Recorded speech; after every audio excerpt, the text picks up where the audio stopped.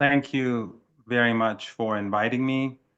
I think Ramsey's speech was very comprehensive, and there really isn't much more to say.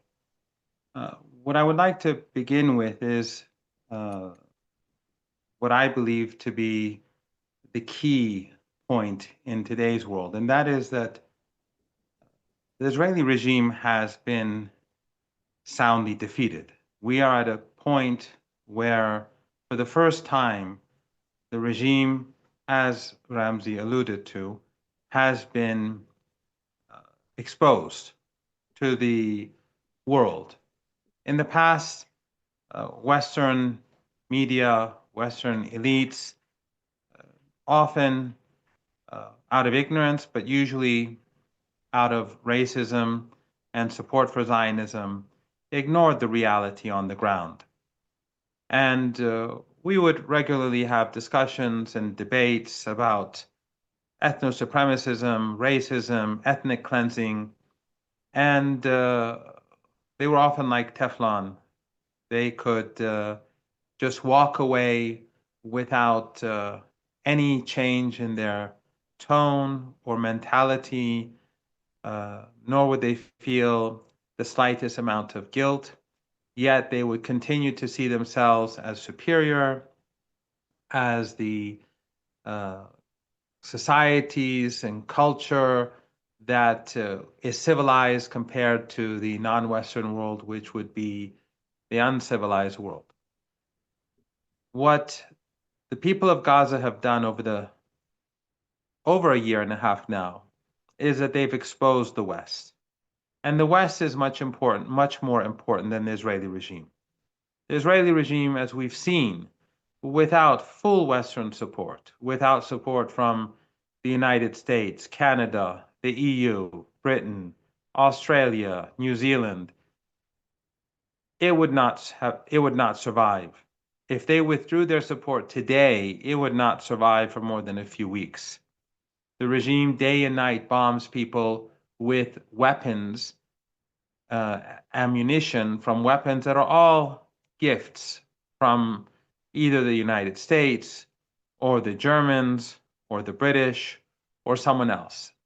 And the assistance that they receive is endless. But the fact today is that the West is in a very difficult position. The West has now been confronted with the reality of a rising global South, or as some would call it, the global majority. We see the rise of China, we see the rise of BRICS nations, we see the rise or revival of Russian influence, and we see the rise of the axis of resistance in West Asia. All of this has made the United States in a much more vulnerable position. It's put the United States in a very vulnerable position. Trump today, as we've seen, on the one hand, he's waging war against Iran, the axis of resistance, Russia, and China, but also the rest of the world. Of course, the policy is foolish, but I think it is reflective of the fact that when empires decline, they become more violent, more angry, more irrational, more emotional, and more dangerous. But in any case, this decline is taking place before our eyes. A few years ago, when we spoke about the decline of the West, we would often be ridiculed by some of our own colleagues, some of our own friends. But now I think it's becoming clear for everyone, including for many in the West itself, that the world is changing very rapidly. The United States itself has acted as a catalyst for this change, ironically, through these policies of aggression and abuse and arrogance. They've pushed countries like Russia and China and Iran, among others, closer towards each other. They've pushed countries together to bring about BRICS, the Shanghai Cooperation Organization, and other international bodies that are regional and which exclude the West. So, on the one hand, we live in an era or a time when the West is rapidly declining. The imperial West, whose empire has really lasted for hundreds of years. The decline is very rapid. And at the same time, its brutality is exposed in a way in which we've never seen before. We've seen brutality, or we've read of brutality in the past, in history books, perhaps in newspapers, perhaps brief clips from Vietnam. But what we're seeing today in Gaza is unprecedented.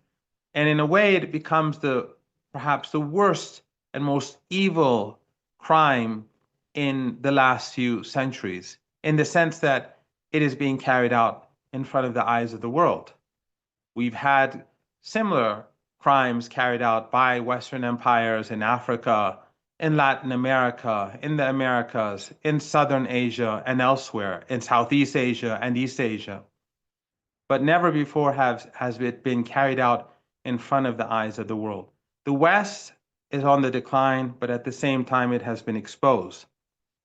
Western media outlets, which in the past pretended to be the face of reason and humanity and democracy and civilization, outlets like the BBC or CNN, which pretended to care for the ordinary man and woman on the streets and across the world, have now been exposed to be tools of empire, which shamelessly try to justify what the Zionist regime is doing every single day, either through distortion, either through disinformation, or through simply ignoring the news. In fact, nowadays we rarely see anything about Palestine in the Western media, despite the fact that some of the most brutal massacres happened over the past week. People being burnt alive, mass murder. You would imagine that in a civilized society, this would be the top news. But we see in reality, it is ignored as much as possible because it rocks the boat. So the West has been exposed as much weaker than it has been before. It has been exposed in being inhumane, and it has been exposed as being the true force behind ethno-supremacism and ethnic cleansing at a time when the West, until very recently, was promoting woke culture in their own societies. Wokeness was fashionable in the United States, yet genocide in Palestine was justifiable as well.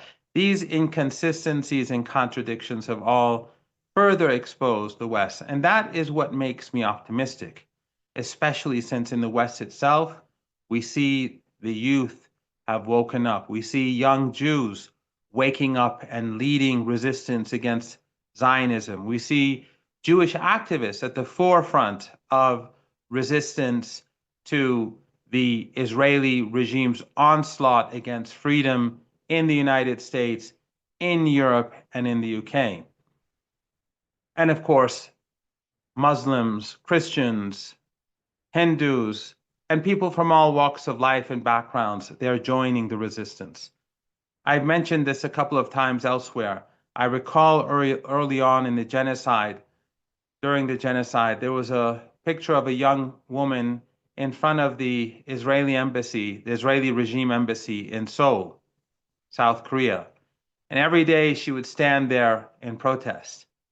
Today, these heroes have millions upon millions of people who've joined them. This has indeed become a global movement, a movement that includes the youth in North America and Europe, as well as the people in Africa, Asia, Southeast Asia, East Asia, and Latin America. And that is why I believe that the Israeli regime has destroyed itself. The Israeli regime every day slaughters more people, but every day when it does so, it diminishes itself further. The youth in the West, as we've seen, especially in the poll that came out with regards to the United States, they've turned against the regime. And the youth in the West, every single day when they see new crimes, that animosity becomes further entrenched. The axis of resistance will continue to push back. The animosity towards Iran is because of Iran's support for the Palestinian people, because Iran for over 4 decades has had a principled position on decolonization and on its opposition to ethnic cleansing, mass murder, and the displacement of the Palestinian people. Yet the resistance is not just Iran. It is not just Ansarullah and the Yemeni people and the Yemeni armed forces. It is not just Hezbollah.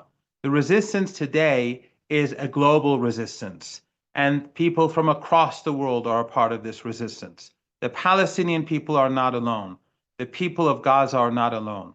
Every day they endure new misery.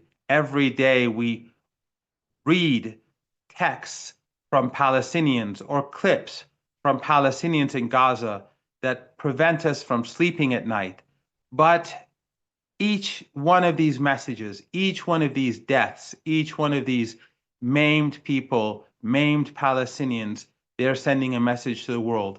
And that is waking people up further. That is in strengthening the resistance. So ironically, while the Israeli regime and overwhelmingly Zionists across the world and in Palestine itself support genocide, while they overwhelmingly support it, people across the world are turning against them, and they are becoming increasingly despised.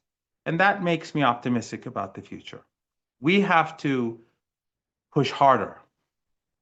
We have to be optimistic. A great deal has been achieved. Many people have sacrificed their lives, not just in Palestine itself.